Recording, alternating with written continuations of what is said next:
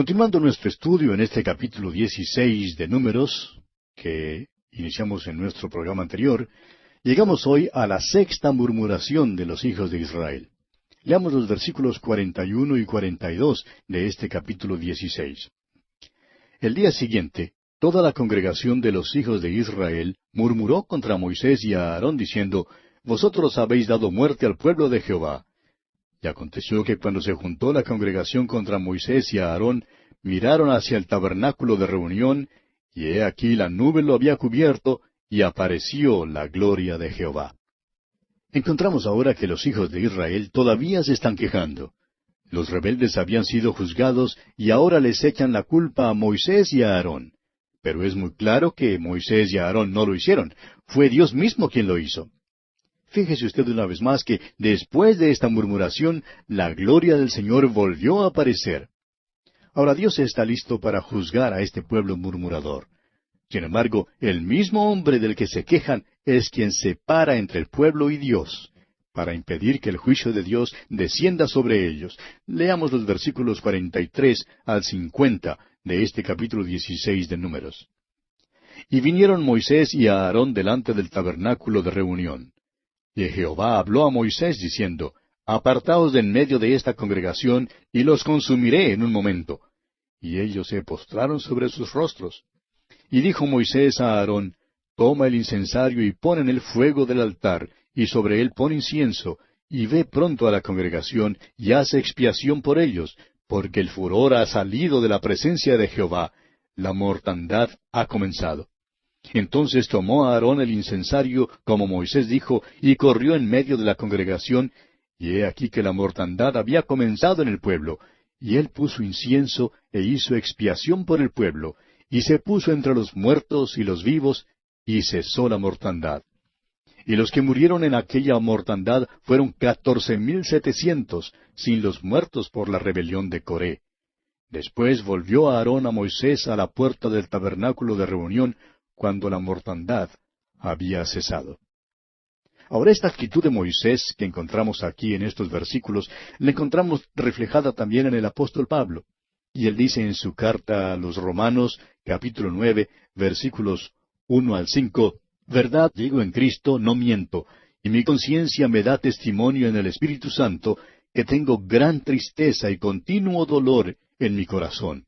Porque deseara yo mismo ser anatema, separado de Cristo, por amor a mis hermanos, los que son mis parientes según la carne, que son israelitas, de los cuales son la adopción, la gloria, el pacto, la promulgación de la ley, el culto y las promesas, de quienes son los patriarcas y de los cuales, según la carne, vino Cristo, el cual es Dios sobre todas las cosas, bendito por los siglos. Amén.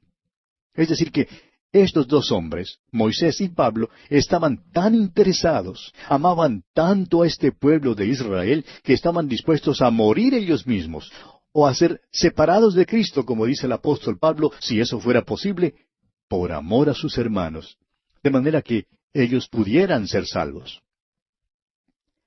Y así, amigo oyente, concluimos nuestro estudio de este capítulo 16 de Números. Llegamos ahora al capítulo 17.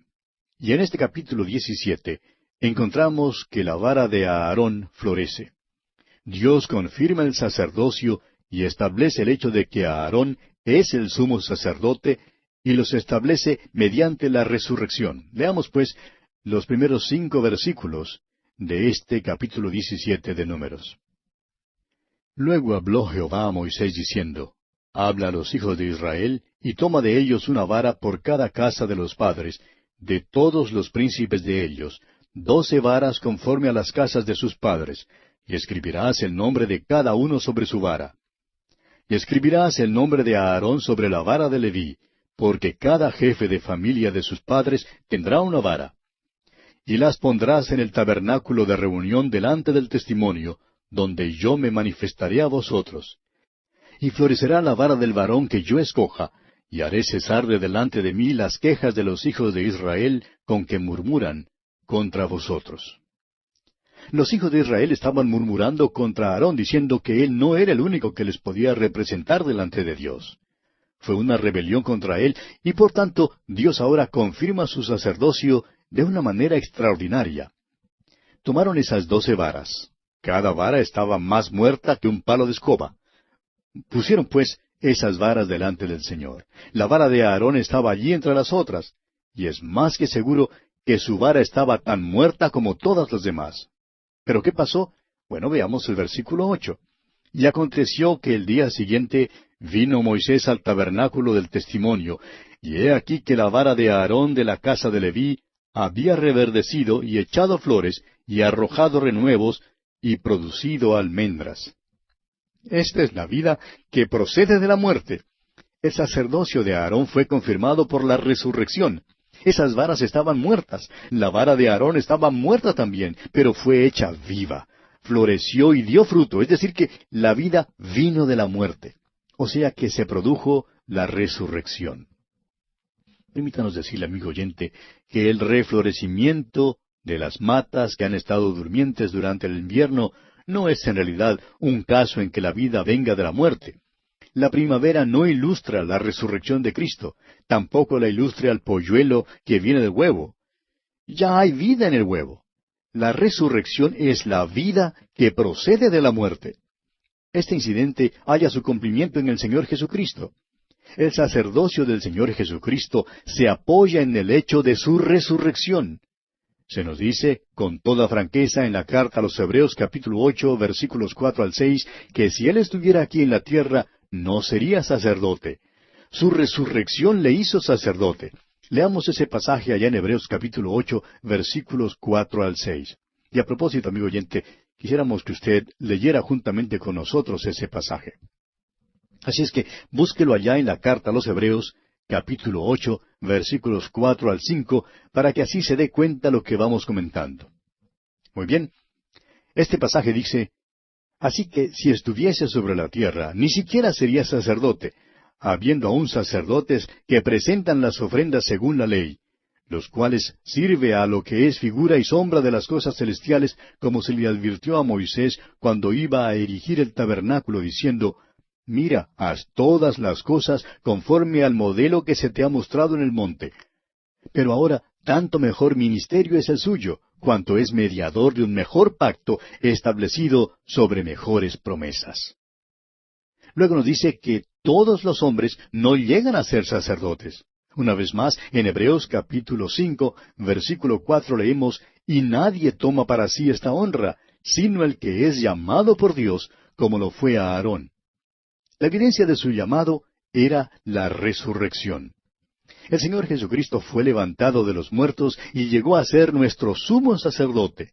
Una vez más, en Hebreos capítulo 7, versículo 24 y versículo 25 leemos, tiene un sacerdocio inmutable, por lo cual puede también salvar perpetuamente a los que por él se acercan a Dios, viviendo siempre para interceder por ellos. En este mismo momento, amigo oyente, Él está a la diestra de Dios. Hoy mismo Él está allí intercediendo por usted y por mí. Uno de los privilegios más grandes que tenemos es el de poder acercarnos a Él. Nos es posible acercarnos a Él y Él intercede por nosotros. Otra vez, en Hebreos capítulo 4, versículos 14 al 16 leemos, por tanto, teniendo un gran sumo sacerdote que traspasó los cielos, Jesús el Hijo de Dios, retengamos nuestra profesión. Porque no tenemos un sumo sacerdote que no pueda compadecerse de nuestras debilidades, sino uno que fue tentado en todo según nuestra semejanza, pero sin pecado. Acerquémonos, pues, confiadamente al trono de la gracia para alcanzar misericordia y hallar gracia para el oportuno socorro. Amigo oyente, ¿necesita usted misericordia? ¿Necesita ayuda en este día? ¿Es acaso monótona su vida? Acude entonces al Señor Jesucristo. Él está allí intercediendo por usted, su gran sumo sacerdote. ¿Se siente quizá solo? Acuda a Él. ¿Es la vida una batalla que usted está perdiendo? ¿Se siente tal vez derrotado? Acuda entonces a Él. ¿No puede tal vez vencer la tentación? Acérquese a Él. ¿Le parece quizá que la vida es una equivocación terrible y le falta sabiduría para alguna decisión que tiene que hacer? Vaya a Él, amigo oyente. ¿Hay tristeza en su vida? Busque a Jesucristo. Él es nuestro gran sumo sacerdote debido a su resurrección de los muertos. Él está vivo hoy. Él está hoy a la diestra de Dios intercediendo por usted y por mí. Leamos ahora los versículos 9 y 10 de este capítulo 17 de Números. Entonces sacó Moisés todas las varas de delante de Jehová a todos los hijos de Israel, y ellos lo vieron, y tomaron cada uno su vara. Y Jehová dijo a Moisés, vuelve la vara de Aarón delante del testimonio, para que se guarde por señal a los hijos rebeldes, y hará cesar sus quejas de delante de mí, para que no mueran. Estamos seguros que estas varas habían sido recogidas en el desierto. Probablemente habían sido talladas y se habían dado ciertas formas con un cuchillo, y quizá algunas aún estaban adornadas. Lo que es seguro es que esas varas estaban bien muertas. Ahora, la que fue hecha viva, la vara de Aarón que floreció y produjo almendras, esa tuvo que ser guardada para un testimonio y un recuerdo. Esta vara era una de las tres cosas que se guardaban en el arca del pacto, como lo dice el escritor a los Hebreos en el capítulo 9, versículo 4. Y el arca del pacto, cubierta de oro por todas partes, en la que estaba una urna de oro que contenía el maná, la vara de Aarón que reverdeció, y las tablas del pacto. Permítanos, amigo oyente, poner énfasis una vez más en el hecho de que tenemos en este día un Cristo viviente. Vive siempre para interceder por nosotros. Nos apoyamos en un Cristo que vive desde su resurrección. Es decir, no nos apoyamos en su vida terrenal. El hecho es que su vida impecable en la tierra condena nuestra vida pecadora. No, nos apoyamos en la vida resucitada de Cristo. Vino hasta la tierra y tomó nuestro lugar, se identificó con nosotros, pero ahora ha ascendido al cielo, habiendo sido resucitado de los muertos, y hoy está sentado a la diestra de Dios, y allí intercede por nosotros. Eso, amigo oyente, es de suma importancia. Es en realidad la cosa más importante en todo el mundo. Y así pues concluye nuestro estudio del capítulo 17 de Números. Llegamos ahora al capítulo 18. En este capítulo tenemos la confirmación del sacerdocio. Estamos estudiando una porción del libro de Números que abarca los capítulos 16 al 19.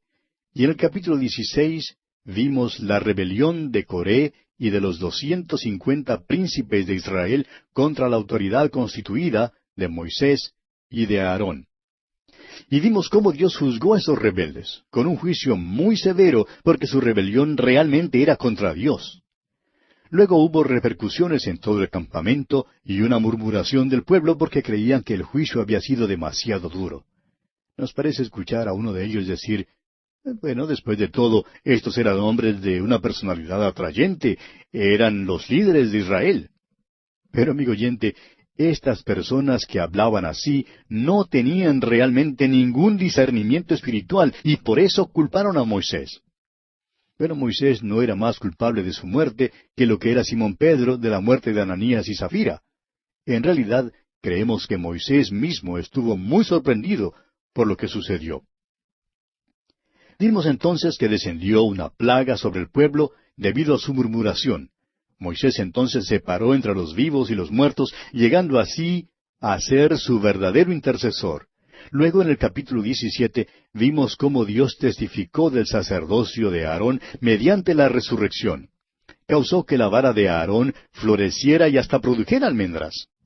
Ahora aquí en el capítulo 18 veremos que Dios halla que es necesario confirmar el sacerdocio. Comencemos entonces leyendo los primeros 2 versículos de este capítulo 18 de Números.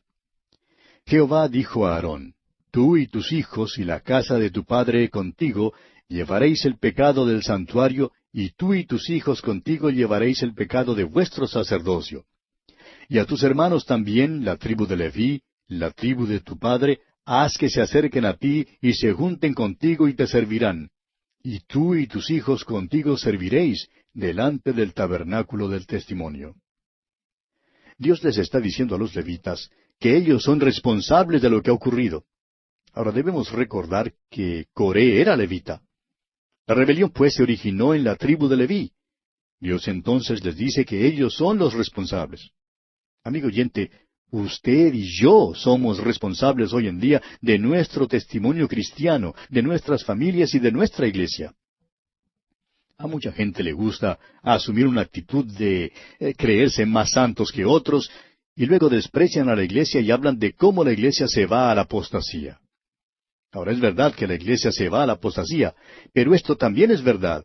Cuando hay pecado en la iglesia, usted y yo, amigo oyente, somos responsables hasta cierto grado. Si hay pecado en nuestras vidas, si hay pecado en nuestra familia, no podemos escapar a esa responsabilidad. Y esto es lo que Dios le está diciendo a Aarón aquí. Aarón no puede mirar todo lo que está pasando entre los levitas y asumir una actitud de ser más santo que los demás. Aarón no puede elevarse a sí mismo para tratar de hacer notar que él es el elegido de Dios, a quien Dios ha escogido para servir como sumo sacerdote. El hombre de Dios, amigo oyente, debe andar con humildad. El hombre de Dios tiene que asumir su responsabilidad. En los versículos 3 al 18 de este capítulo 18 de Números, Dios les explica a los levitas, con todo detalle, que ellos están encargados del tabernáculo, de todos los enseres, del santuario y del altar. Luego Dios describe con gran detalle también la porción de las ofrendas que pertenecen al sacerdocio. Los sacerdotes debían ser sostenidos por su porción de las ofrendas y por toda la ofrenda mecida que era dada al sacerdote. La ofrenda mecida no era ofrecida como holocausto. Leamos entonces el versículo 19 de este capítulo 18 de Números. Todas las ofrendas elevadas de las cosas santas que los hijos de Israel ofrecieran a Jehová, las he dado para ti y para tus hijos y para tus hijas contigo por estatuto perpetuo. Pacto de sal perpetuo es delante de Jehová para ti y para tu descendencia contigo. Así era como se sellaba un pacto en aquel entonces. La sal se consideraba como ingrediente necesario del alimento diario y por tanto se formó una relación muy íntima entre la sal y el hacer un pacto. Los árabes hoy en día todavía entienden que el participar de la hospitalidad, el haber comido algo con sal, asegura una amistad. Hay sal entre nosotros es una expresión que significa que ahora hay amistad entre nosotros. Continuemos pues con el versículo 20 de este capítulo 18 de Números. Y Jehová dijo a Aarón, de la tierra de ellos no tendrás heredad, ni entre ellos tendrás parte. Yo soy tu parte y tu heredad de en medio de los hijos de Israel. Aarón no tendría porción alguna de la tierra prometida. No tendría granjas, ni viñas que atender, ni olivares que proteger. Dios mismo sería su herencia. Ahora permítanos aclarar algo aquí, amigo oyente, que es necesario. Los hermanos deben pagarle a su pastor, deben pagarle al que les da alimento espiritual. El hombre que pasa todo su tiempo repartiendo el alimento espiritual no puede trabajar en una granja, ni en el campo, ni en la oficina. Es cosa trágica ver que muchos de los mejores pastores de Dios tienen que tomar un trabajo secular para poder sobrevivir. El ministerio sufre y la iglesia, amigo oyente, también sufre. Ahora reconocemos que hay ciertos problemas que tiene que enfrentar el que decide depender del Señor para su sostén diario. Pero también es cosa maravillosa. El salmista David dijo en el Salmo 16, versículo 5, Jehová es la porción de mi herencia y de mi copa, tú sustentas mi suerte. Es maravilloso, amigo oyente, tener a Dios como su herencia y tenerlo como pagador y acudir solo a Él. Realmente es una posición gloriosa en la cual estar. Y bien, aquí nos detenemos por esta ocasión, ya que nuestro tiempo se ha agotado.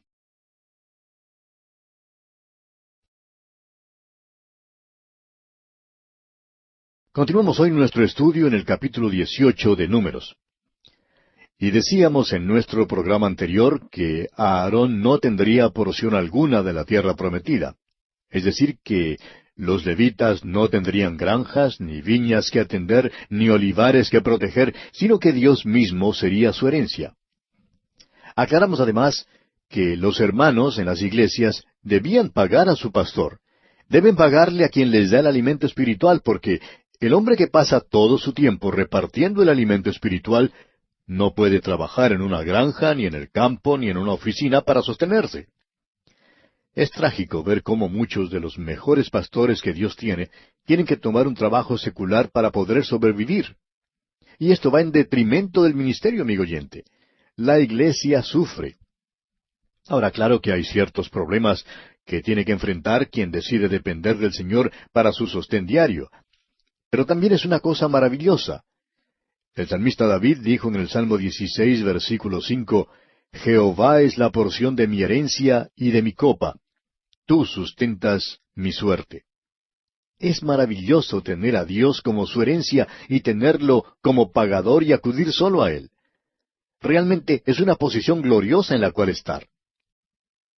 Bueno, en los versículos 21 al 23, con los cuales vamos a comenzar hoy, el Señor continúa dirigiéndose a los levitas y les dice, versículos 21 al 23 de este capítulo 18 de Números, Y he aquí, yo he dado a los hijos de Leví todos los diezmos en Israel por heredad, por su ministerio, por cuanto ellos sirven en el ministerio del tabernáculo de reunión.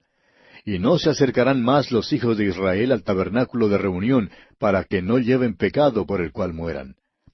Mas los levitas harán el servicio del tabernáculo de reunión, y ellos llevarán su iniquidad, estatuto perpetuo para vuestros descendientes, y no poseerán heredad entre los hijos de Israel. Tenemos aquí la posición de los levitas. Debían servir en el tabernáculo de la congregación, debían ser sostenidos por el diezmo en Israel. Y esto significaba que los levitas también debían andar por la fe. Ahora muchas veces surge la pregunta en cuanto a si los predicadores, los misioneros y los miembros de la junta de las iglesias deben ofrendar a la iglesia.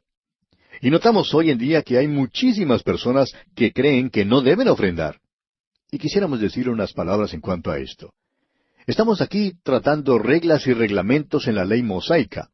Ahora es verdad que hoy en día no vivimos bajo el sistema mosaico. Sin embargo, creemos que estas reglas nos presentan algunos de los grandes principios que deben guiar nuestra manera de vivir.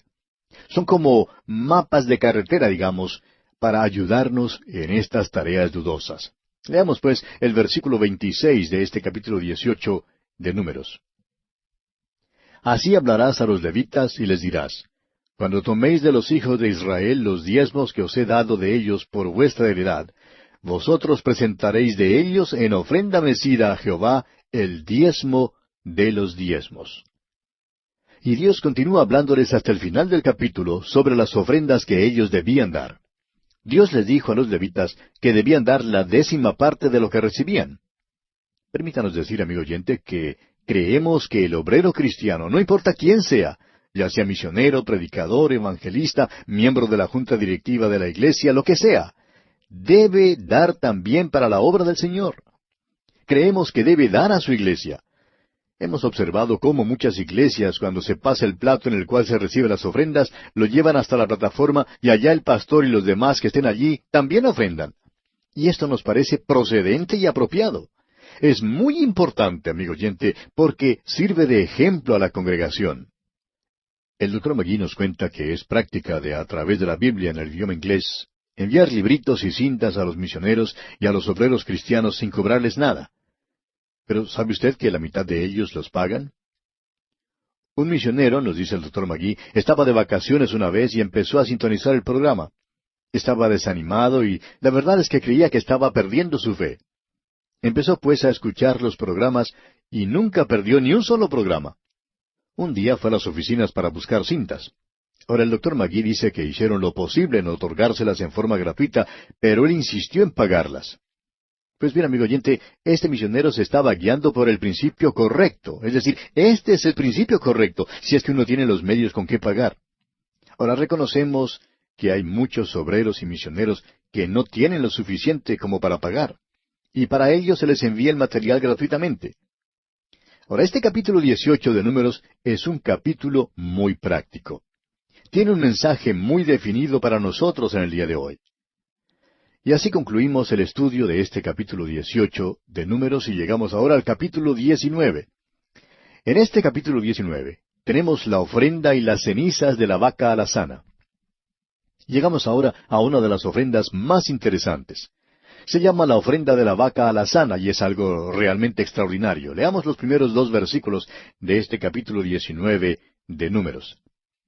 Jehová habló a Moisés y a Aarón diciendo, Esta es la ordenanza de la ley que Jehová ha prescrito, diciendo, Di a los hijos de Israel que te traigan una vaca alazana, perfecta, en la cual no haya falta, sobre la cual no se haya puesto yugo. Ahora notamos que esta ofrenda debía ser un animal hembra, lo cual nos parece extraño, pero continuemos con los versículos 3 al 8. Y la daréis a Eleazar el sacerdote, y él la sacará fuera del campamento, y la hará degollar en su presencia. Y Eleazar el sacerdote tomará de la sangre con su dedo, y rociará hacia la parte delantera del tabernáculo de reunión con la sangre de ella 7 veces. Y hará quemar la vaca ante sus ojos, su cuero y su carne y su sangre con su estiércol hará quemar. Luego tomará el sacerdote madera de cedro, e hisopo y escarlata, y lo echará en medio del fuego en que arde la vaca. El sacerdote lavará luego sus vestidos, lavará también su cuerpo con agua, y después entrará en el campamento, y será inmundo el sacerdote hasta la noche. Asimismo, el que la quemó lavará sus vestidos en agua, también lavará en agua su cuerpo, y será inmundo hasta la noche. Ahora, ¿cuál es el motivo de todo esto, amigo oyente? Bueno, veamos el versículo 9. Y un hombre limpio recogerá las cenizas de la vaca, y las pondrá fuera del campamento en lugar limpio, y las guardará a la congregación de los hijos de Israel, para el agua de purificación, es una expiación. Y pasando ahora a los versículos 17 al 19, encontramos para qué servía todo esto. Versículo 17 dice, Y para el inmundo tomarán de la ceniza de la vaca quemada de la expiación, y echarán sobre ella agua corriente en un recipiente. Y un hombre limpio tomará hisopo y lo mojará en el agua, y rociará sobre la tienda, sobre todos los muebles, sobre las personas que allí estuvieren, y sobre aquel que hubiere tocado el hueso, o el asesinado, o el muerto, o el sepulcro. Y el limpio rociará sobre el inmundo al tercero y al séptimo día, y cuando lo haya purificado al día séptimo, él lavará luego sus vestidos, y asimismo se lavará con agua, y será limpio a la noche. Ahora vamos a estudiar esta ofrenda. Cuando los hijos de Israel estaban en marcha y un hombre pecaba, no podían pararse allí mismo para levantar el tabernáculo y cumplir el rito de la ofrenda de transgresión o una ofrenda por el pecado. ¿Qué iban a hacer entonces cuando un hombre pecaba así? Pues dice aquí que debían tomar las cenizas de esta vaca alazana y mezclarlas con agua corriente. Luego debían tomar el hisopo, el agua y las cenizas y aplicarlas al individuo que había pecado. Parece algo muy extraño, ¿verdad? Permítame decirle, sin embargo, amigo oyente, que tiene gran significado para nosotros hoy en día. Fue así como Dios trató el pecado de esas personas. Y Dios también tiene una manera de tratar nuestro pecado. Permítanos contarle otro incidente extraño. Cuando nuestro Señor Jesucristo entró en el aposento alto con los discípulos, lo primero que hizo fue buscar un lebrillo de agua para lavar los pies de los discípulos. Ahora, ¿por qué hizo eso? Jesús le explica el motivo a Simón Pedro. Le dice en el capítulo 13 del Evangelio según San Juan, versículo 8, Si no te lavare, no tendrás parte conmigo. Si el Señor Jesús no hubiera lavado los pies de Pedro, Pedro no hubiera podido tener comunión con él. El evangelista Juan nos dice que Jesús hizo esto en vista del hecho de que había venido del Padre y que iba a volver al Padre. En el capítulo 13 de su Evangelio, Juan dice en los versículos 3 y 4, Sabiendo Jesús que el Padre le había dado todas las cosas en las manos, y que había salido de Dios y a Dios iba, se levantó de la cena y se quitó su manto, y tomando una toalla se la ciñó. Jesucristo, amigo oyente, ha regresado ahora al Padre, y todavía está ceñido con la toalla de servicio. El lebrillo de agua es la palabra de Dios, y el Espíritu Santo es el que nos la aplica. El hisopo habla de la fe. Hoy en día, cuando usted y yo pecamos, amigo oyente, no es necesario que Cristo muera una vez más.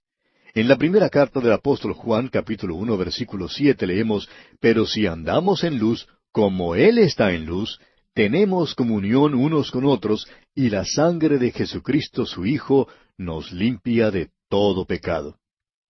Cuando andamos en luz, andamos en la palabra de Dios. Si andamos en luz, ¿qué vemos? Pues vemos que estamos sucios y que necesitamos ser limpiados. El Espíritu de Dios nos convence de nuestra culpa y nos da a conocer que tenemos que usar el agua. Acudimos a Él y aplicamos el agua de la palabra, la cual nos dice que la sangre de Jesucristo, el Hijo de Dios, sigue limpiándonos de todos los pecados. Pero el agua de la palabra y la sangre limpiadora de Jesucristo tienen que ser aplicadas. En la primera carta del apóstol Juan, capítulo 1, versículo 9, encontramos estas palabras. Si confesamos nuestros pecados, Él es fiel y justo para perdonar nuestros pecados y limpiarnos de toda maldad. Murió aquí en la tierra para salvarnos, y ahora vive allí para mantenernos salvos. Cuando Jesucristo murió por nuestros pecados, no murió solamente por aquellos pecados que cometimos hasta la hora que vinimos a Él. Murió también por todos nuestros pecados desde el tiempo en que primero vinimos a su cruz hasta aquel tiempo cuando nos dé una corona. Ahora no diga usted que uno no peca después de ser salvo. Esta verdad es algo que muchos hermanos descuidan. ¿Sabe usted en qué consiste esto? Los hermanos se bañan y se limpian antes de asistir a la iglesia. Se ponen desodorante y perfumes y lociones y qué sé yo. ¿Sabe usted que hoy en día las congregaciones tienen un mejor olor que lo que solían tener? Porque se está usando hoy en día tantos desodorantes, perfumes y colonias, en fin, todo eso. Sin embargo, muchos hermanos están sucios. Sí, están sucios. Huelen a pecado, amigo oyente. ¿Cuántos han mirado las cosas que no deben haber mirado? Vienen con los ojos sucios. ¿Cuántos han escuchado la chismografía durante la semana? ¿Cuántos han oído las cosas sucias que no debieron haber oído? Vienen con las orejas sucias. Algunas vienen con las manos sucias porque han hecho cosas que no debían haber hecho. Otros tienen los pies sucios por haber caminado por donde no debían haber andado. Hay hermanos que creen que pueden entrar en la iglesia y que en sí el solo hecho de entrar hace que todo esté bien. Bueno, todo no está bien, amigo oyente. Por eso mismo el Señor Jesús dice, si no te lavare, no tendrás parte conmigo. Es por esto, por esta contaminación, que el culto le parecía muerto al hermano y el sermón muy pesado. Amigo oyente, usted necesita un baño espiritual. ¿Por qué no va a él para ser limpiado? Alguien preguntará, ¿con qué frecuencia debo entonces bañarme? Bueno, no sé en cuanto a usted, amigo oyente, pero yo trato de bañarme todos los días. He visto que tengo que acercarme a Jesucristo 2 o 3 veces durante el día para decirle que yo me he equivocado y que no debía haber hecho esto ni aquello o haber dicho esto o lo otro. Permítanos decirle, amigo oyente, que queremos tener comunión con Él. Y la única manera que podemos disfrutar de esta dulce comunión es mediante la confesión de nuestros pecados. El apóstol Juan en su primera carta, capítulo 1, versículo 6, dice, si decimos que tenemos comunión con Él y andamos en tinieblas, mentimos y no practicamos la verdad. Amigo oyente, no queremos hacer eso. Es tan importante que nos acerquemos a Él y que le digamos todas nuestras fallas. Amigo oyente, lo que más vale es decírselas. Cristo ya sabe nuestras fallas y fracasos, pero si confesamos nuestros pecados, la comunión es entonces maravillosa. Esta ofrenda de la vaca alazana es una ofrenda maravillosa porque mantuvo limpios a los hijos de Israel en su marcha a través del desierto. Este fue su desodorante espiritual durante la marcha y permitió que pudieran mantenerse en comunión con Él. Y así, amigo oyente, concluye nuestro estudio del capítulo 19 de Números. Llegamos ahora al capítulo 20. En este capítulo encontramos las muertes de María y de Aarón y también el agua de la peña. Este es un estudio de acción de gracias, aunque a primera vista no parece serlo. Principia con la muerte de María y termina con la muerte de Aarón. El capítulo comienza y termina con el tema de la muerte y por eso no parece ser algo por lo cual se pueda dar gracias. Este capítulo contiene la muerte de María, el pecado de Moisés, el pecado de Edom y la muerte de Aarón. Y hasta aquí todo esto no parece ser nada conducente a la acción de gracias. Sin embargo, este es un capítulo importante porque marca el fin del extravío de los hijos de Israel y el principio de su marcha hacia la tierra prometida. Por eso es causa de acción de gracias. Esta sección, desde el capítulo 14 hasta el capítulo 20, es la sección que trata de los 40 años de extravío en el desierto. Y no nos cuenta mucho. En realidad tenemos aquí solo muy pocos incidentes. Pues el hecho es que no hay nada que contar. Han estado fuera de la voluntad de Dios. Solo hacían cosas que valían algo cuando andaban en la voluntad de Dios. Podemos hablar mucho del hecho de que Israel sea el pueblo elegido de Dios. Pero esta elección no valía nada, sino solamente cuando andaban dentro de la voluntad de Dios. Y eso todavía es cierto hoy en día, amigo oyente. Es verdad en cuanto a usted y en cuanto a mí también. No valemos nada cuando estamos fuera de la voluntad de Dios. Debemos funcionar en el cuerpo de creyentes, ejerciendo el don que Él nos ha dado por medio del poder del Espíritu Santo. Hay tantos dones y todos no tenemos el mismo don. Dorcas, por ejemplo, cosía ropa, y el coser era su don. Hoy en día hay también dones como ese. Cuando usted y yo, amigo oyente, no hacemos las cosas que Cristo quiere que hagamos, somos tan innecesarios e inútiles como es el apéndice del cuerpo humano y en realidad lo que hacemos es estorbar. Al entrar pues en el estudio de este capítulo 20 de Números, notemos primeramente que estamos en Cades, una vez más, después de haber transcurrido 38 años. Leamos el primer versículo de Números capítulo 20. Llegaron los hijos de Israel, toda la congregación al desierto de Sin, en el mes primero, y acampó el pueblo en Cades. Y allí murió María, y allí fue sepultada. Tenemos aquí la muerte de María y un solo versículo que habla en cuanto a ella. No aparece aquí ninguna larga oración u honras fúnebres. Se encuentran una vez más en Cades. Habían estado allí hace 38 años y ahora están de nuevo en ese lugar. 38 años de extravío, de no llegar a ninguna parte. Estos años de extravío no fueron años de gran bendición para el pueblo, pero sí fueron años llenos de grandes lecciones para ser aprendidas. Hay tantos de nosotros hoy en día que, en verdad, no marchamos como peregrinos en este mundo. Simplemente lo que nos ocurre es que nos extraviamos aquí. Qué tristeza si esta es la verdad en cuanto a nosotros. Los años de extravío fueron años perdidos para Israel. Permítanos decir una vez más, amigo oyente, que tenemos una declaración muy corta y sencilla en cuanto a la muerte de María.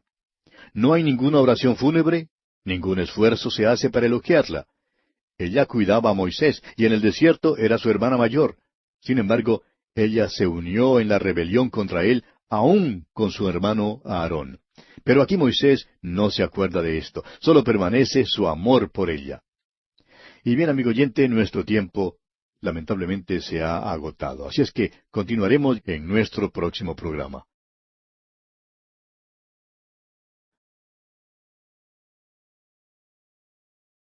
En nuestro programa anterior comenzamos a estudiar el capítulo 20 de Números. Y al entrar en el estudio de este capítulo 20, notamos en primer lugar que María, la hermana de Moisés, muere y es sepultada. Y solamente un versículo habla en cuanto a ella. No aparece aquí ninguna larga oración u honras fúnebres.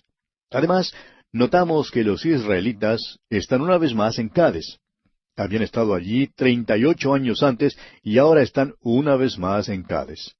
38 años de extravío, de no llegar a ninguna parte.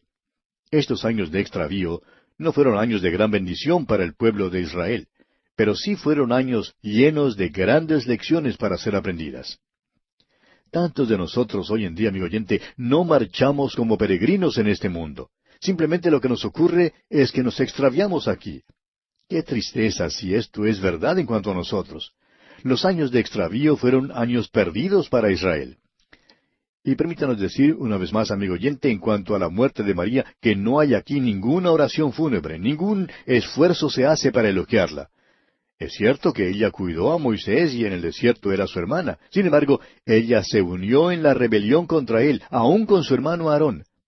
Pero aquí Moisés no se acuerda de esto, solo permanece su amor por ella. Y amigo oyente, creemos que cuando lleguemos al reino celestial y demos una mirada hacia atrás, nos olvidaremos de todas las molestias que otros nos hayan causado, aun nuestros mismos hermanos. Solo el amor permanecerá. Es asombroso que cuando llega la hora de la muerte, todos tratamos de pensar en algo bueno acerca de los difuntos. Tratamos de olvidarnos de todo lo que haya sido feo. María, pues, murió y fue sepultada, y nada más se dice aquí en cuanto a ella. Llegamos entonces a la séptima murmuración. Leamos los versículos 2 y 3 de este capítulo 20 de Números. Y porque no había agua para la congregación, se juntaron contra Moisés y a Aarón. Y habló el pueblo contra Moisés diciendo, Ojalá hubiéramos muerto cuando perecieron nuestros hermanos delante de Jehová. Ahora no creemos que cuando dijeron que deseaban la muerte hablaban en serio. Ninguno de nosotros quiere realmente morir. La muerte no es cosa natural para el hombre. Pero notamos que aquí se están quejando, están llorando una vez más y murmurando. Y esta es la séptima vez, o sea, la séptima murmuración, y su base es la falta de agua. Continuemos leyendo los versículos 4 y 5. ¿Por qué hiciste venir la congregación de Jehová a este desierto para que muramos aquí nosotros y nuestras bestias? ¿Y por qué nos has hecho subir de Egipto para traernos a este mal lugar? No es lugar de sementera, de higueras, de viñas, ni de granadas, ni aun de agua para beber. Escúchelos usted, amigo oyente, siguen con su queja. Y aquí están otra vez en Cades, donde antes habían fallado, y ya están quejándose de que no hay nada aquí.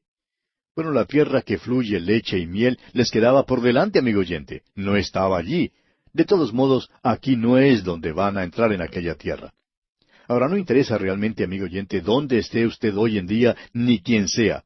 Pero si usted es hijo de Dios, tiene que reconocer que no está permanentemente aquí en esta tierra. Todos somos simplemente peregrinos que estamos pasando por este mundo y que no estaremos en un solo lugar por mucho tiempo. Por tanto, no debemos pasar tanto tiempo quejándonos. Leamos ahora el versículo 6 de este capítulo 20 de Números.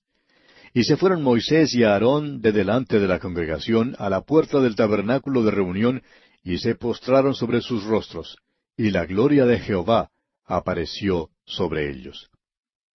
Permítanos una vez más dirigir su atención al hecho de que cada vez que este pueblo murmuraba o se quejaba, la gloria del Señor aparecía. Ahora Dios no se agradaba de su queja, y eso debe enseñarnos hoy en día que si somos hermanos que nos quejamos y lloramos, que eso no agrada en realidad a Dios. Y esto es cierto, no importa quién sea, ni dónde esté, ni lo que haga. Y llegamos ahora al agua de la peña y a la desobediencia de Moisés. Leamos el versículo 7 y también el versículo 8 de este capítulo 20 de Números. Y habló Jehová a Moisés diciendo, Toma la vara y reúne la congregación tú y a Aarón tu hermano, y hablad a la peña en vista de ellos, y ella dará su agua, y les sacarás aguas de la peña, y darás de beber a la congregación y a sus bestias. Toma la vara, dijo el Señor, era la vara de Aarón. Reúne la congregación tú y a Aarón tu hermano, y hablad a la peña. Ahora, ¿por qué era que en esta vez solo debía hablarle a la peña? Bueno, es porque, según dice el capítulo 17 de Éxodo, Moisés ya había golpeado una vez la peña y había salido agua. El hecho es que Jesucristo, la peña, debe ser golpeada una sola vez. Continuemos con los versículos 9 y 10. Entonces Moisés tomó la vara de delante de Jehová, como él le mandó, y reunieron Moisés y Aarón a la congregación delante de la peña, y les dijo, Oíd ahora, rebeldes, ¿os hemos de hacer salir aguas de esta peña? Ahora note usted que no solo son los hijos de Israel los que se quejan, sino que también Moisés se queja, ¿verdad? Y hasta simpatizamos con él. Él ha estado ya con ellos por 40 años en el desierto y, francamente, amigo oyente, se está poniendo algo cansado con ellos. Todo lo que hacían era murmurar y quejarse y creemos que Moisés ya estaba cansado y bastante desalentado. ¿Se olvida pues de sí mismo cuando dice, ¿os hemos de hacer salir aguas de esta peña? Moisés no iba a hacer salir aguas de la peña de ninguna manera. Dios es el único que puede proveer agua, de modo que necesitaban aprender aquí una gran lección. La peña es un tipo de Cristo, y hay una gran lección aquí también para cada uno de nosotros. Ahora Moisés se enojó e hizo algo que no debió haber hecho. Y esto le va a impedir que entre en la tierra prometida. Leamos el versículo 11 de Números capítulo 20. Entonces alzó Moisés su mano y golpeó la peña con su vara 2 veces, y salieron muchas aguas, y bebió la congregación y sus bestias. Alguien dirá que no debió haberla golpeado 2 veces. Amigo oyente, no debió haberla golpeado ni siquiera una vez, pues ya había sido golpeada. La peña que tenemos aquí es un tipo de Cristo. Cristo sufrió una sola vez por los pecados, nunca una segunda vez. Murió una sola vez, y Dios les está enseñando esto mediante el tipo, y Moisés debió haber protegido y guardado el tipo en obediencia a Dios. Debió haber obedecido al Señor. Dios le dijo con toda claridad que debía hablarle a la peña. El apóstol Pablo nos dice en su primera carta a los Corintios capítulo 10, versículos 1 al 4, porque no quiero, hermanos, que ignoréis que nuestros padres todos estuvieron bajo la nube y todos pasaron el mar, y todos en Moisés fueron bautizados en la nube y en el mar, y todos comieron el mismo alimento espiritual, y todos bebieron la misma bebida espiritual, porque bebían de la roca espiritual que los seguía, y la roca era Cristo. Cristo, amigo oyente, fue herido una sola vez. Ahora, Él es el Cristo exaltado y viviente que nunca será herido de nuevo. Lo que debemos hacer ahora, los que hemos sido redimidos, es hablarle. Ahora las aguas salieron en abundancia. El error de Moisés no impidió que las aguas salieran. Moisés indicó su falta de fe al golpear 2 veces la peña. No confió en Dios y en su palabra, no creyó, y en verdad, esta fue la acción tanto de Moisés como de Aarón. ¿Cuántos hermanos hay hoy en día que confían en Cristo como su Salvador, pero que todavía están llenos de temores e incredulidad? No están seguros de su salvación. ¿Qué mal testimonio damos del poder de Dios cuando no nos fiamos de su palabra y no creemos? El escritor a los Hebreos dice en el capítulo 10 de dicha carta, versículo 12, pero Cristo, habiendo ofrecido una vez para siempre un solo sacrificio por los pecados, se ha sentado a la diestra de Dios. Volviendo ahora al capítulo 20 de Números, leamos el versículo 12. Y Jehová dijo a Moisés y a Aarón, por cuanto no creísteis en mí, para santificarme delante de los hijos de Israel, por tanto no meteréis esta congregación en la tierra que les he dado. ¿Se fija usted? El error en esto no fue simplemente una cuestión de golpear la peña. Este era un cuadro de Cristo y eso es lo importante. Moisés y Aarón pecaron al no creer a Dios y al no obedecerle. Por esa razón, Moisés no entrará en la tierra sino hasta después de su muerte. Sabemos que estuvo en la tierra prometida porque apareció con Cristo en el monte de la transfiguración en esa tierra. Moisés tuvo que acompañar al grupo que murió en Cades Barnea. Debido a que no creyó a Dios, tuvo que entrar en la tierra prometida por la puerta de la muerte. Canaán realmente es un cuadro de donde usted y yo debemos vivir por la fe. No es un cuadro del cielo. Estamos en este mundo que es un desierto, pero usted y yo, amigo oyente, debemos disfrutar ahora mismo de todas las bendiciones de Canaán, las cuales obtenemos, como lo veremos en el libro de Josué, por medio de la muerte y la resurrección de Cristo. Debemos aferrarnos de este hecho creyendo a Dios y entregándonos total e irrestrictamente a Él. Y eso es precisamente lo que Moisés y Aarón no hicieron. Ahora el versículo 13 dice, estas son las aguas de la rencilla, por las cuales contendieron los hijos de Israel con Jehová, y Él se santificó en ellos. Y llegamos ahora al caso del rey de Edom, quien rehúsa dar paso a Israel. Leamos los versículos 14 al 16. Envió Moisés embajadores al rey de Edom desde Cades, diciendo, así dice Israel tu hermano, tú has sabido todo el trabajo que nos ha venido, cómo nuestros padres descendieron a Egipto, y estuvimos en Egipto largo tiempo, y los egipcios nos maltrataron y a nuestros padres. Y clamamos a Jehová, el cual oyó nuestra voz, y envió un ángel y nos sacó de Egipto. Y he aquí estamos en Cades, ciudad cercana a tus fronteras. Moisés les da una pequeña historia de su nación, y luego les pide permiso para pasar por su tierra. Continuemos con el versículo 17. Te rogamos que pasemos por tu tierra. No pasaremos por labranza, ni por viña, ni beberemos agua de pozos, por el camino real iremos, sin apartarnos a diestra ni a siniestra, hasta que hayamos pasado tu territorio. Ahora esta es una petición expresada con palabras suaves y bondadosas. Edom era hermano de Israel, y Moisés les recuerda este hecho. Pero vemos que Edom le responde en el versículo 18, Edom le respondió, no pasarás por mi país, de otra manera saldré contra ti armado. Los hijos de Israel, una vez más, en el versículo 19, le dicen a Edom que tenían con ellos su ganado y sus pequeñitos, y que sólo deseaban pasar. Una vez más le aseguraron que no tomarían nada ni dañarían la tierra. Pero él respondió en los versículos 20 al 22, pero él respondió, no pasarás. Y salió Edom contra él con mucho pueblo y mano fuerte. No quiso pues Edom dejar pasar a Israel por su territorio, y se desvió Israel de él. Y partiendo de Cades, los hijos de Israel, toda aquella congregación, vinieron al monte de Hor. Ahora toman una ruta tortuosa, la cual quizá no habría sido necesario tomar si hubieran recibido permiso para pasar por Edom. Pero en realidad creemos que Moisés se equivocó aquí. Moisés debió haber seguido la nube. Él no tenía que preocuparse. Dios había prometido guiarle y dirigirle.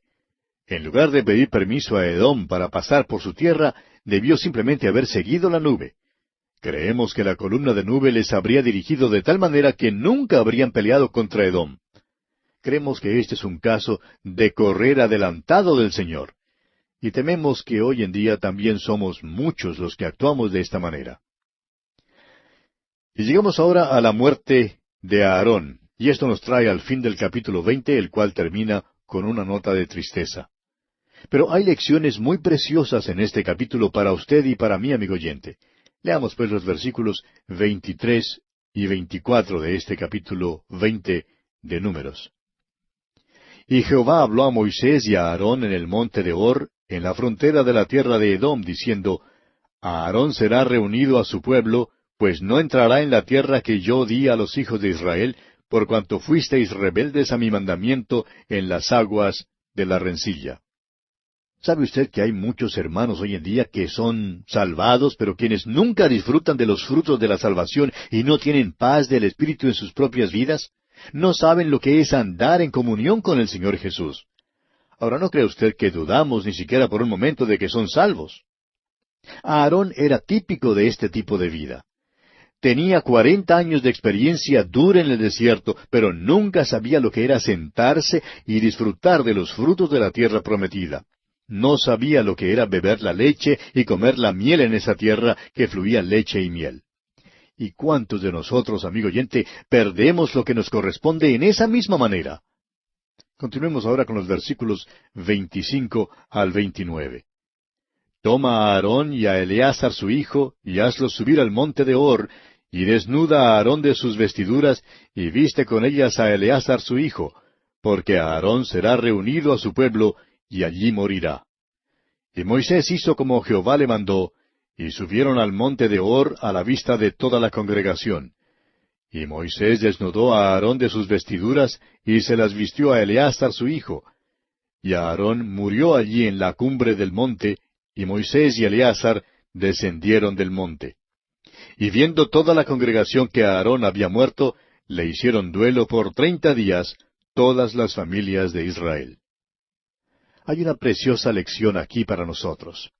Esta fue una experiencia muy triste para el pueblo de Israel. Sin embargo, tiene algo para nosotros hoy en día que debe impulsarnos a dar una nota de acción de gracias. Los israelitas le hicieron duelo a Aarón por 30 días. Creemos que había muchos en esa compañía que habían visitado a Aarón, el sumo sacerdote. Conocían a Aarón y Aarón les conocía a ellos. Y creemos que muchos venían con sus sacrificios y le preguntaban a Aarón, ¿crees que Dios me perdonará? Y creemos que entonces Aarón les consolaba y les decía que nuestro Dios es un Dios bondadoso y misericordioso. Luego él, como sumo sacerdote, ofrecía el sacrificio por ellos. Bueno, ahora vieron bajar a Eleazar vestido con las vestimentas de Aarón. Aarón había muerto. Y ellos decían, pero no conozco a Eleazar y él no me conoce a mí. Y ahora tenemos un sacerdote diferente. Permítanos decirle, amigo oyente, que hoy en día tenemos un gran sumo sacerdote que vive para siempre para interceder por nosotros. Nuestro Señor no es un sacerdote según el orden de Aarón, sino según el orden de Melquisedec. Como dice el escritor a los Hebreos en el capítulo 7 de esa carta, en los versículos 1 y 3, porque este Melquisedec, rey de Salem, sacerdote del Dios Altísimo, y en el versículo 3, sin padre, sin madre, sin genealogía, que ni tiene principio de días, ni fin de vida, sino hecho semejante al Hijo de Dios, permanece sacerdote para siempre. Nuestro sumo sacerdote, amigo oyente, no morirá. Murió una vez aquí por nosotros, pero siempre estará allí por nosotros. Siempre podemos depender de Él. Nos conoce personalmente a cada uno de nosotros, y nos es posible conocerle a Él. Conocerle, amigo oyente, es poseer la vida eterna. Conocerle nos ocupará por toda la eternidad y nunca cambiará. Y esto es algo de lo cual sí podemos dar gracias. Tenemos un Salvador a quien podemos acercarnos en cualquier tiempo. Y así, amigo oyente, concluimos nuestro estudio de este capítulo 20 de Números. En nuestro próximo programa, Dios mediante, comenzaremos nuestro estudio del capítulo 21.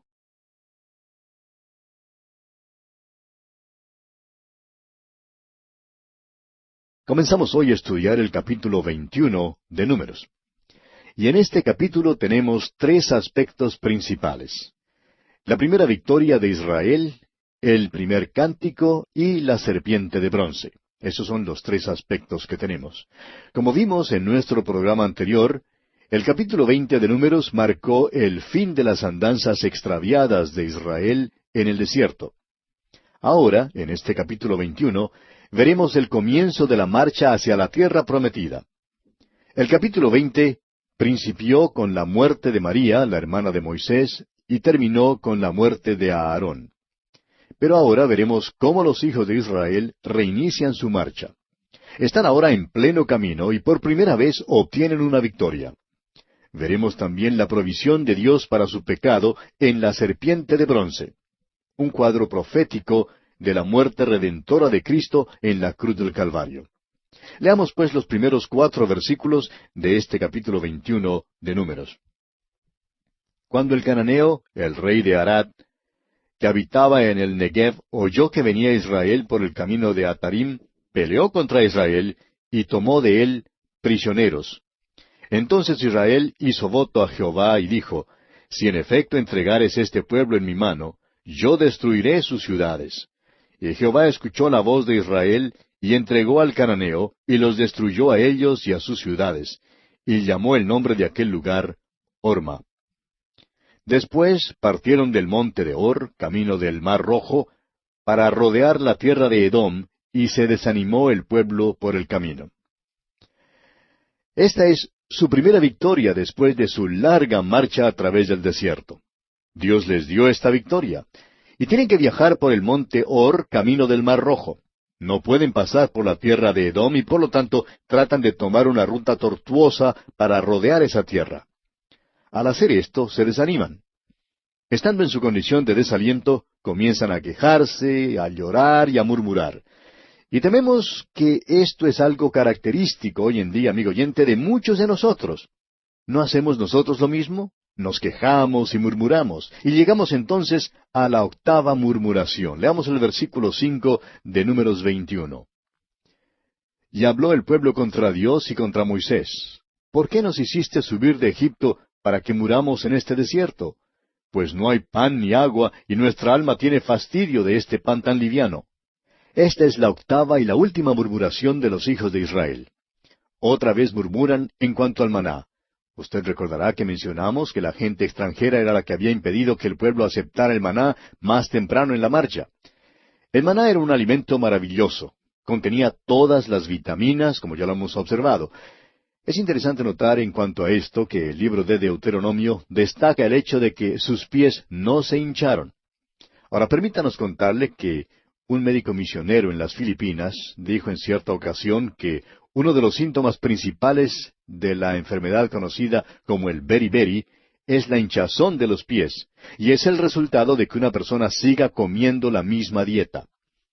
Esto comprueba entonces que los hijos de Israel conseguían todas sus vitaminas en el maná y que esta era una comida algo sabrosa. Sin embargo, vemos que a pesar de todo esto, el pueblo aún se quejaba. Amigo oyente, hay personas que se quejan porque siempre tienen que comer biftec y helados, y para variar dicen que les gustaría comer una hamburguesa. Es asombroso cuán fácil nos es quejarnos, y especialmente en cuanto a cualquier cosa que tenga que ver con las cosas de Dios. Los hermanos se quejan de la incomodidad de los bancos de la iglesia. Pero fíjese usted que los mismos hermanos asisten a un juego de fútbol y se sientan muy cómodos en los bancos duros del estadio y no dicen nada. Y aquellos bancos ni siquiera tienen respaldo. Se sientan allí por horas y nunca oímos que alguien se queje de la falta de comodidad. Ahora tenemos que confesar que quizá cuando nos escuchen predicar, pues se fijan más en los bancos, pero ¿no es interesante, amigo oyente, cómo lloramos y cómo nos quejamos en cuanto a estas cosas? ¿Cuántas son las veces en que realmente damos gracias a Dios y nos regocijamos en su bondad para con nosotros? Francamente creemos que el Señor se cansa de toda esta murmuración de su pueblo. Dice aquí que su alma, el alma del pueblo israelita, tiene fastidio de ese maná. No les gusta. Se quejan de que han sido traídos al desierto para morir. El Señor se cansa de toda esta murmuración y les va a juzgar a causa de ella. Ahora no es necesario adivinar el significado de todo esto y la lección que encierra para nosotros. Cuando nuestro Señor hablaba con Nicodemo en aquella noche oscura, le dijo, según nos lo relata el Evangelio según San Juan, capítulo 3, versículos 14 al 16, diciendo, «Y como Moisés levantó la serpiente en el desierto, así es necesario que el Hijo del Hombre sea levantado, para que todo aquel que en él cree no se pierda, mas tenga vida eterna. Porque de tal manera amó Dios al mundo, que ha dado a su Hijo unigénito, para que todo aquel que en él cree no se pierda, mas tenga vida eterna». Ahora, ¿cómo fue levantado el Hijo del Hombre? Usted dirá, en la cruz. Sí, pero murió en la cruz de Barrabás. Barrabás era un ladrón y un asesino. Barrabás era culpable y digno de la pena de muerte.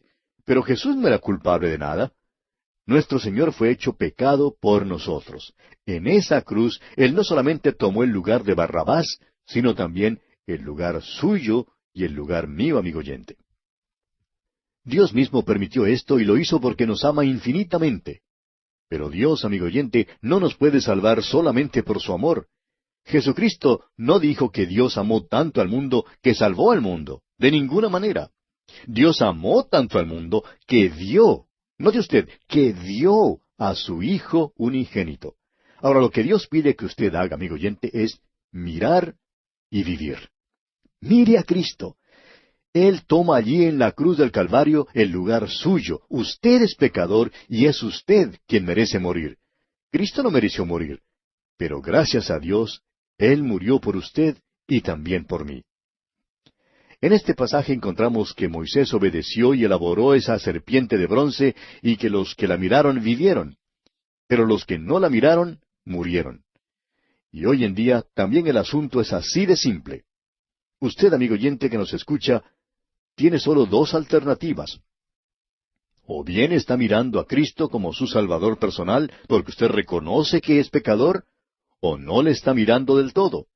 Si no le está mirando, no importa cuántas veces haya sido usted bautizado, ni cuántas ceremonias usted haya cumplido, ni de cuántas iglesias sea usted miembro, ni quién sea su padre o su madre.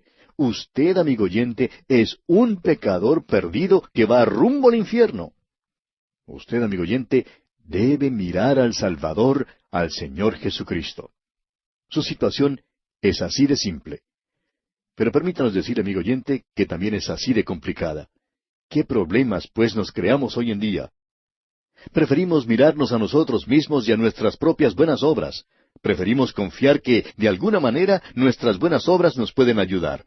Nos es tan difícil confesar que somos pecadores y que debemos mirar a Cristo, confiando en Él como nuestro único y todo suficiente Salvador. Y llegamos ahora a la serpiente de bronce. Leamos los versículos 6 y 7 de este capítulo 21 de Números. Y Jehová envió entre el pueblo serpientes ardientes que mordían al pueblo, y murió mucho pueblo de Israel. Entonces el pueblo vino a Moisés y dijo, Hemos pecado por haber hablado contra Jehová y contra ti. Ruega a Jehová que quite de nosotros estas serpientes. Y Moisés oró por el pueblo. Esto hace resaltar el hecho de que eran pecadores. En realidad, esa es la única manera de comenzar las cosas con Dios. Amigo oyente, hoy en día hay tantos que tienen este mismo problema. Es que quieren comenzar con Dios como miembros respetables de alguna iglesia o como niñitos buenos. Amigo oyente, todos tenemos que comenzar con Dios como pecadores. La única manera en que Dios comenzará con nosotros es si nos reconocemos pecadores. El hecho es que Cristo murió por pecadores y Él ama a los pecadores. De modo que si usted, amigo oyente, no puede venir dentro de esa categoría, entonces Cristo no es para usted, porque Cristo vino solo a buscar y a salvar a los pecadores. Esto era entonces lo que los hijos de Israel tenían que hacer aquí, admitir ante Dios, hemos pecado. Y como lo vemos en este pasaje, están listos a confesar que han pecado contra el Señor y contra Moisés. Los israelitas no pueden solucionar sus dificultades mediante la realización de buenas obras. Tendrán que dar evidencia de su fe, pues en primer lugar, no tienen buenas obras, ni pueden acudir a Dios con la promesa de que de aquí en adelante serán buenos. Ya saben que no pueden cumplir tal cosa, pero sí pueden creer a Dios. Y como lo veremos ahora, Dios les permitirá que vengan a Él por la fe. Leamos entonces los versículos 8 y 9 de este capítulo 21 de Números. Y Jehová dijo a Moisés, hazte una serpiente ardiente y ponla sobre una asta, y cualquiera que fuere mordido y mirare a ella, vivirá. Y Moisés hizo una serpiente de bronce y la puso sobre una asta. Y cuando alguna serpiente mordía a alguno, miraba a la serpiente de bronce y vivía. Amigo oyente, tenemos aquí una lección maravillosa. Ellos tenían que mirar a la serpiente de bronce y ésta tenía que ser una mirada de fe. El hecho es que no la mirarían si no fuera con fe. Bien podemos imaginarnos a alguien diciendo que todo esto era una tontería. Querrían algo más tangible, que simplemente el volverse para mirar a una serpiente de bronce. Sin embargo, no dejaba de ser un hecho que si un hombre no miraba a la serpiente de bronce, pues moría. Volviendo ahora a la lectura de este capítulo 21 de Números, veamos los versículos 10 al 16. Estos describen el progreso del pueblo israelita en su marcha hacia la tierra prometida. Leamos primero los versículos 10 al 13. Después partieron los hijos de Israel y acamparon en Obot. Y partiendo de Obot, acamparon en Ijeabarim, en el desierto que está enfrente de Moab, al nacimiento del sol. Partieron de allí y acamparon en el valle de Seret. De allí partieron y acamparon al otro lado de Arnón, que está en el desierto y que sale del territorio del amorreo, porque Arnón es límite de Moab, entre Moab y el amorreo. Este río Arnón, creemos que usted lo ubicará sin dificultad en el mapa que aparece al final de muchas ediciones de la Biblia. Desemboca en el lado oriental del Mar Muerto, más o menos en su centro. Si usted mira este mapa, tendrá una buena idea sobre el progreso de los israelitas en estas etapas finales de su marcha hacia Canaán. Leamos ahora el versículo 14. Por tanto se dice en el libro de las batallas de Jehová, lo que hizo en el Mar Rojo y en los arroyos de Arnón. El libro de las batallas de Jehová. Esta es la única referencia a este libro en toda la Biblia. Se cree que puede ser algún libro poético, quizá escrito por Moisés, y algunos hasta creen que esto se refiere a los salmos escritos por Moisés. Continuemos ahora con los versículos 15 y 16. Y a la corriente de los arroyos que va a parar en Ar, y descansa en el límite de Moab. De allí vinieron a Beer, este es el pozo del cual Jehová dijo a Moisés, reúne al pueblo y les daré agua. El versículo 16 probablemente se refiere a un pozo que Moisés mandó a cavar siguiendo las instrucciones de Dios. Probablemente había un depósito de agua muy cercano a la superficie de la tierra, y así pudieron encontrar agua para satisfacer su sed con toda facilidad. Y llegamos ahora al primer cántico, que es un himno de acción de gracias. Ahora, ¿qué contraste presenta este himno con la murmuración constante que lo precede? Leamos este himno de alabanza, el Aleluya que aparece en los versículos 17 y la primera parte del versículo 18. Entonces cantó Israel este cántico, sube, oh pozo, a él cantad, pozo el cual cavaron los señores, lo cavaron los príncipes del pueblo, y el legislador con sus báculos. Este es un himno en el cual el pueblo expresa su agradecimiento a Dios por su provisión al suplirles agua para beber. Indica también este pasaje que esta labor de abrir el pozo fue un proyecto en el cual trabajaron tanto los nobles como los humildes. En la terminología de hoy, podríamos decir que fue una labor unida de los capitalistas y los obreros. Permítanos ahora leer solamente los versículos siguientes, hasta el versículo 20, los cuales describen la reanudación de la marcha del pueblo de Israel después que saciaron su sed. Comenzando con la última parte del versículo 18, dice, lo cavaron los príncipes del pueblo y el legislador con sus báculos. Del desierto vinieron a Matana. Y de Matana a Naaliel, y de Naaliel a Bamot, y de Bamot al valle que está en los campos de Moab, y a la cumbre de Pisga, que mira hacia el desierto. Tenemos luego dos victorias de Israel que no consideraremos en mucho detalle. Primero tenemos el caso del rey de los amorreos. Leamos el versículo 21.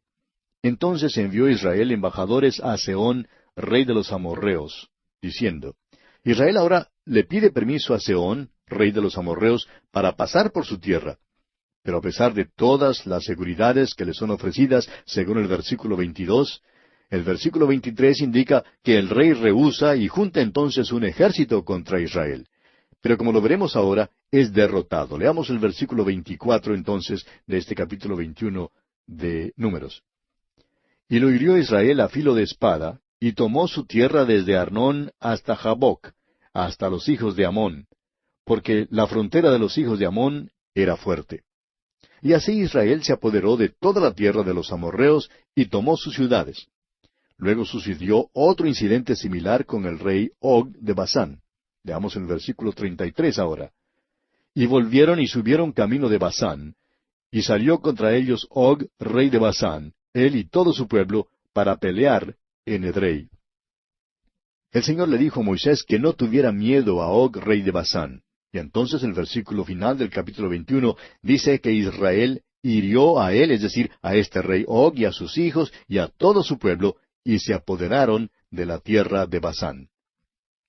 Los israelitas ahora sí están en marcha. Están cantando alabanzas a Dios y Dios les está dando la victoria.